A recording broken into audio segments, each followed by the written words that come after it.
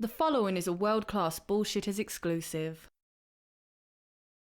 Remember when you were a kid and the lamest excuse in the world was, "My dog ate my homework"?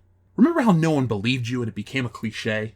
Well, most of us are far removed from those days, and a lot of schoolwork is transmitted digitally, so unless your dog took a bite out of your iPad, that excuse doesn't hold weight. It's sort of like Scott Mendelson, inconsistently consistent. Star Wars The Rise of Skywalker is a failure. It's a success. The Last Jedi is great. Blah blah blah. It's all wrong. Over the last few weeks, Scott has been putting out articles about The Rise of Skywalker, the blockbuster that's more of a Hollywood video, with the hopes to garner hype and attention for himself and the film.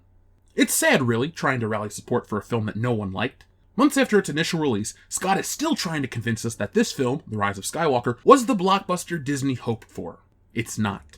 Stick around while I show you exactly how wrong Scott is, because that's what I do, that's what I've always done. So if you don't know the name Scott Mendelson, then you're probably new to this channel. If that's the case, hello and welcome. Check out our older videos to get your fill of the Mend. And never hear me call him that because that's a stupid name. Scott Mendelson is a writer for Forbes. He covers the film industry. He was a recommended friend on my Facebook feed. True story. He's a man we've been talking about for 2 years. He's given us gems like The Failure of Solo is the Fault of White Men, which is honestly the main reason I started talking about Scott. While he hasn't gone full blametard since 2018, Scott's been a constant presence when discussing Star Wars excuses. Like I said, if you want more, go back into our archives. There's a lot of Scott Mendelson. But today we're focusing on Scott's newest faux pas, and how he's flip-flopping his stance from a whole 2 months ago. The Rise of Skywalker isn't the divisive film that The Last Jedi was. The Last Jedi broke people's spirits and drained them of their desire for more Star Wars. The Rise of Skywalker was just meh to the nth degree. It was bad. Terrible even. But we already experienced a truly depressing Star Wars once before, and we knew what to expect. In his most recent article, Scott calls The Rise of Skywalker the biggest grossing box office disappointment ever. Now that's a phrase that I can agree with. But Scott also calls the film a success. Back in February, he didn't. There's no consistency with these people. Their narrative doesn't even have structure. Instead of ranting right now, allow me to save it because I'm going ham with the facts later in this video. In his latest article titled, Star Wars The Rise of Skywalker is the biggest grossing box office disappointment ever, he has some really interesting figures laid out. Let's take a look. So according to Scott, The Rise of Skywalker grossed $515 million domestic and $1 billion worldwide on a $275 million budget. It was less than Rogue One: A Star Wars Story, but obviously better than Solo, which lost around $76 million in 2018. But there's a difference between slight disappointment performance and outright financial miss. The Last Jedi, the alleged superflop that ruined Star Wars, earned around $417 million in profits in 2017, while The Force Awakens rolled with $780 million in profits. The Rise of Skywalker earned nearly $1 billion less than The Force Awakens, and $422 million less domestically. That's a record in raw grosses for a downturn, between Part 1 and Part 3 of a given franchise. However, The Force Awakens was a flash-in-the-pan breakout that set the bar so high that Disney may have unrealistic expectations moving forward. Nonetheless, The Rise of Skywalker still earned less in North America than The Last Jedi and Rogue One. The manner in which The Rise of Skywalker ended the Skywalker saga arguably fueled a lower-than-hoped domestic and global total. The film's reception and relative quality presents a problem going forward in terms of getting folks excited for non-Skywalker Star Wars. Nonetheless, the Disney Lucasfilm sci-fi actioner will earn around $300 million in profits. Had it been solely responsible for its own performance as a singular motion picture, as opposed to the whole Star Wars brand, it would have been a very different conversation. For franchises, especially interconnected brands, the variable surrounding how a movie makes its money is nearly as important as whether it makes money. The Rise of Skywalker may have been the biggest grossing disappointment, but it's still a huge hit. As I've said multiple times, the numbers don't lie, and they spell disaster for you at Sacrifice. And Scott isn't trying to say otherwise. But what he is suddenly much more optimistic than he was just a few weeks ago. What happened? Did Disney call for a favor? They couldn't have paid the guy. They're losing $30 million a day. I'm getting ahead of myself, so let's just take a quick look at some of Scott's spicier work, shall we? Star Wars may never recover from the damage done by The Rise of Skywalker. No matter what happens to Star Wars, be it on buzzy shows on Disney Plus or the next batch of hopefully well-liked movies, Lucasfilm and Disney have blown the self-proclaimed ending to the Skywalker saga. No matter what comes next, no matter how well the next batch of Star Wars movies and Star Wars TV shows are received by the masses, the core Phantom Menace to the Rise of Skywalker narrative will be hamstrung by a poorly received finale. Heck, as much as The Rise of Skywalker repeated the mistakes of Spectre, Spider-Man 3, and Fantastic Beasts: Crimes of Grunwald, those franchises either get a chance to set things right in the future installments, or in the case of Spider-Man, represent just one variation of an oft-told franchise. But as far as theatrical Star Wars movies about the Skywalker clan is concerned, those 9 movies are it, and The Rise of Skywalker badly blew the landing. Star Wars as a brand will live long and prosper. Fuck you, Scott. The Mandalorian went over like gangbusters, and the first 5 Disney Star Wars films earned $5.92 billion worldwide on a combined $1.2 billion budget. Whatever drop-off it takes now that the Skywalker saga is done was inevitable from the start. The last 5 Star Wars movies weren't just new Star Wars movies, they were explicitly linked to the original trilogy, with the 3 episodes acting like sequels to Return of the Jedi, complete with returning cast members 3 decades after the fact. Whatever comes next, be it the Knights of the Old Republic movie, or what have you, is going to have to contend with being some movie that happens to be set in the Star Wars universe. But Star Wars 9 puts the franchise on the defensive. Alas, the final theatrical cut has all the signs of a rushed production and behind-the-scenes melodrama, in a way that wasn't obviously evident with The Force Awakens, Rogue One, and Solo. The film we got, putting aside plot choice for the moment, was a glorified find-the-thing video game, with little to no time for character interaction, human bonding, world-building, exposition, or even a grandiose action sequence. To be fair, some of that was due to the crafting of a film that featured footage of Carrie Fisher's General Leia. She'll always be Princess Leia to us. That was arguably a necessary evil after Fisher died in December of 2016. Fisher's death, by the way, would have led to a major revamp for Colin Trevorrow's discarded Duel of Fates screenplay, even if he had stuck around. Even with that caveat, the final product still felt damn well unfinished. What was John Boyega's Finn trying to tell Rey? What happened between Leia and Kylo Ren and Rey during the second act climax? Who are the folks Kylo was slaughtering in the opening scene? Those were just a few relevant plot points, which were expanded in post-release interviews or secondary media because the content was unclear or absent from the movie. The film story didn't require every blank to be filled, but it is telling 2 months later we're still getting expository details to fill in the gaps. You know, Scott, that's called bad filmmaking, and Disney Star Wars is rife with it. I was expecting a well-made movie that occasionally made me roll my eyes in relation to how it walked back or retconned The Last Jedi. I was not expecting an almost objectively bad movie, one with little purpose, save for undoing the prior sequel, the retcon reveals, and delivering a finale that validated the original trilogy. I was not expecting an almost objectively bad movie, one with little purpose, save for undoing the prior sequel, the retcon reveals, and delivering a finale that validated the original Star Wars fans as the proverbial chosen ones, and lacking meat and potatoes entertainment value. At the very least, delaying the film would have resulted in a more coherent and disciplined narrative. That extra time would likely have ironed out at least some of the nitpicky issues, even if the broader story beats in certain choices, like the near erasure of Rose Tico, still would have stung. Its eventual box office take wouldn't have been compared to the deluge of $1 billion grosses in 2019.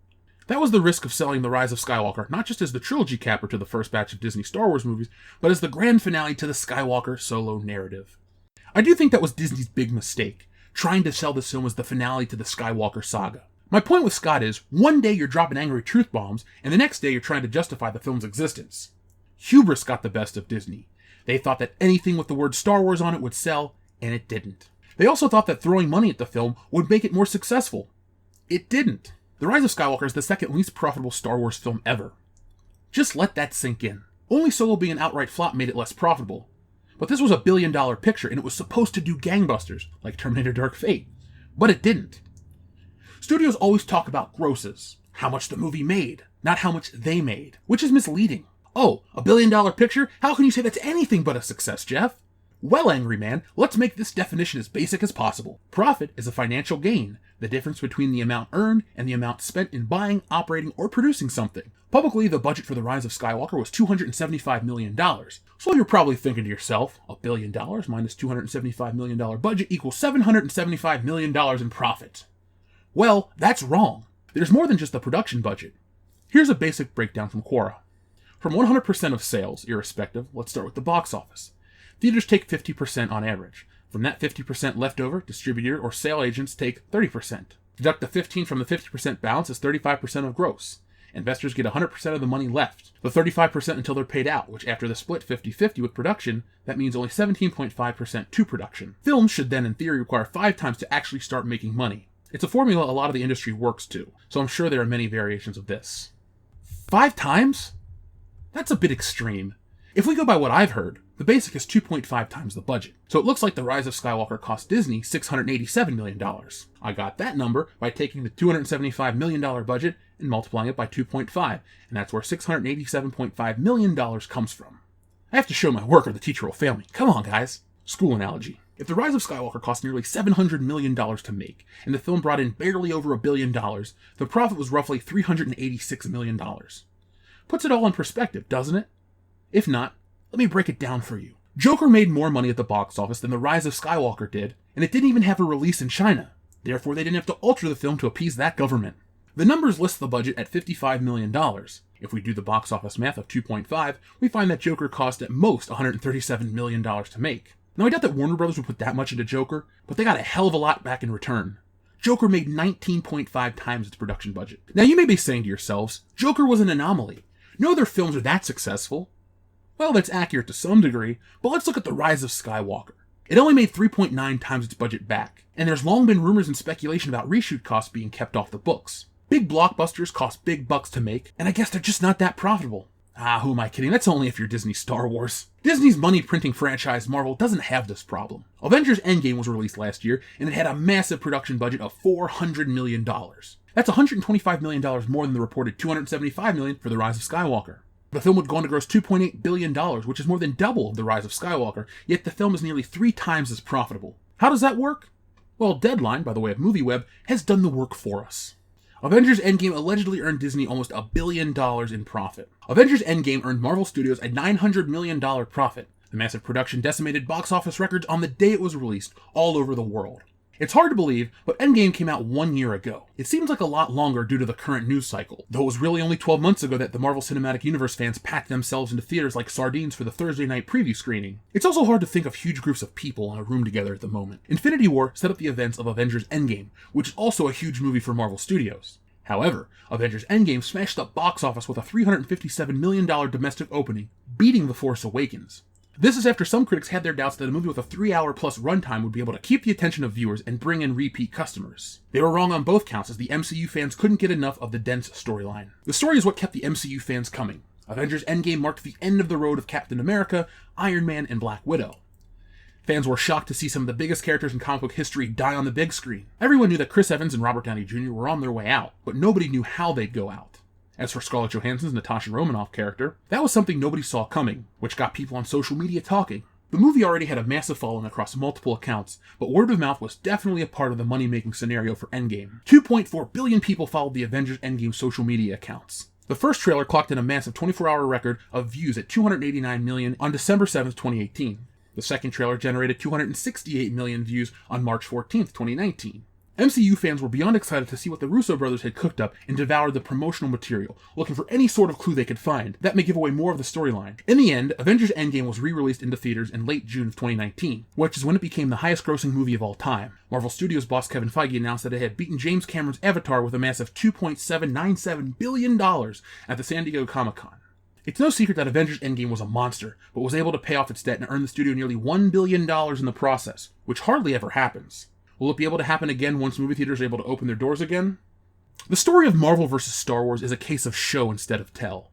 The success of Endgame shows that the fan demand for the final chapter of the Avengers saga was at an all-time high, while the finale of the Skywalker saga, and why the hell is it named that, was just manufactured hype that didn't deliver the goods. I think it all stems from the generational gap combined with bad films, and one critical thing many people may not take into account. Star Wars is dated, and there are bigger spectacles out there to capture the attention of people of all ages. That's a video in and of itself because it's such a big topic, and I'll get into it heavily next week because I really want to lay everything out. But for now, tell me what you think of the situation. Tell me down in the comments section below. For me, I have the ability to just feel hype, and The Rise of Skywalker was just a hype vacuum, and it shows in the box office. Unlike Scott, I'm not as optimistic that Star Wars will survive, especially with the Leslie Headland news and Kathleen Kennedy's craziness being exposed left and right. And you know what? I'm okay with that. I'll be back next time with a toy video. I broke quarantine to bring you new footage of Star Wars toys on the shelves since 2015 that begged to be sold. Spoiler alert, I didn't buy them. So folks, thank you for watching. That's it for me for today. I'm going to head out of here. Make sure that you guys are checking out for our videos. We put out 2 to 3 videos a week, so make sure you're subscribed to the channel with the bell notification turned on, and come back if you don't see anything. By the way, if you're new to the channel, welcome, and if you didn't know, we go live Mondays through Thursdays every night. Monday and Wednesday at 10 p.m. Eastern Standard Time, Tuesday nights for the High Council at 9 p.m. Eastern Standard Time, and Thursdays at 8:30 p.m. for World Class Bullshitters, the epitome of pop culture. If you want more of us because the channel just isn't enough, well, that's awesome because there is more of us. Head over to patreon.com/worldclassbs and sign up. For $1 a month, you get access to World Class Bullshitters After Hours, which is our darker podcast. But if you want more, for just $5 a month, you get access to World Class Bullshitters After Hours, our wrestling podcast, our new AMA section, and many other things. So we got you covered during the time of quarantine. But yeah, before everyone gets too up in arms about this whole Avengers versus Star Wars thing, I got a whole video planned out about it, but it's going to take some time. So make sure that you guys are on the lookout for that one because it's going to be great. I'm going back into longer form video production mode, and I'm trying to find a way to juggle live streams and videos. So if you do me a favor, join our secondary channel. I have the link in the description below, the Good Morning Pop Culture channel, which is GMPC, or the World Class Bullshitters Archive. You can find, moving forward, our live streams archived over there, and that way it won't hurt our algorithm. So folks, thank you for watching. It's been a long journey, and it's not ending anytime soon. So I want to leave you with one favor to ask. If you've been around, you know what it is, but if you're new, well, it's pretty basic. Go out into the world and be excellent to each other.